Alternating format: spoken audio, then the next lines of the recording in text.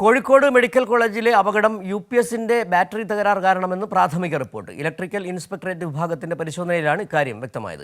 എന്നാൽ UPSന് 2026 ഒക്ടോബർ മാസം വരെ വാറണ്ടി ഉണ്ടായിരുന്നു. അതേസമയം മെഡിക്കൽ കോളേജിൽ താൽക്കാലിക കാഷ്വാലിറ്റി പ്രവർത്തനം തുടങ്ങി.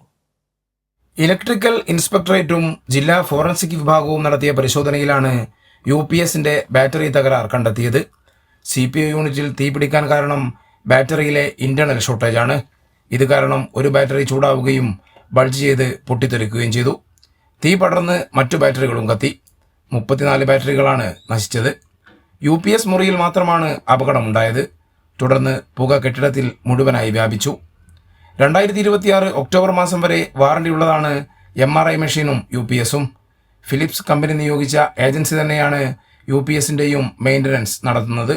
ഇത് 6 മാസത്തിലൊരിക്കൽ പരിശോധിച്ച് കുഴപ്പമില്ലെന്ന് ഉറപ്പുവരുത്താറുണ്ട്. സ്ഥിതി വിലയിരുത്താൻ മെഡിക്കൽ വിദ്യാഭ്യാസ ഡയറക്ടർ KV വിശ്വനാഥന്റെ നേതൃത്വത്തിൽ മെഡിക്കൽ കോളേജിൽ അവലോകന യോഗം ചേർന്നു. സാങ്കേതിക പരിശോധന തുടരാനും ജീവനക്കാരുടെ മൊഴിയെടുക്കാനും പോലീസ് തീരുമാനിച്ചിട്ടുണ്ട്. CCTV പരിശോധിക്കും. മെഡിക്കൽ കോളേജിൽ താൽക്കാലിക കാഷ്വാലിറ്റി പ്രവർത്തനം തുടങ്ങി. രാവിലെ മുതലാണ് അത്യാഹിത വിഭാഗത്തിലെ സേവനങ്ങൾ ലഭ്യമാക്കിയത്. ബീച്ച് ആശുപത്രി കാഷ്വാലിറ്റിയിലും കൂടുതൽ സൗകര്യം ഒരുക്കിയിട്ടുണ്ട്. മരിച്ച 4 പേരുടെയും പ്രാഥമിക പോസ്റ്റ്മോർട്ടം റിപ്പോർട്ട് പുറത്തു വന്നതിൽ പുകശ്വസിച്ചല്ല മരണകാരണമെന്ന് വ്യക്തമായിരുന്നു. കൈരളി ന്യൂസ്, കോഴിക്കോട്.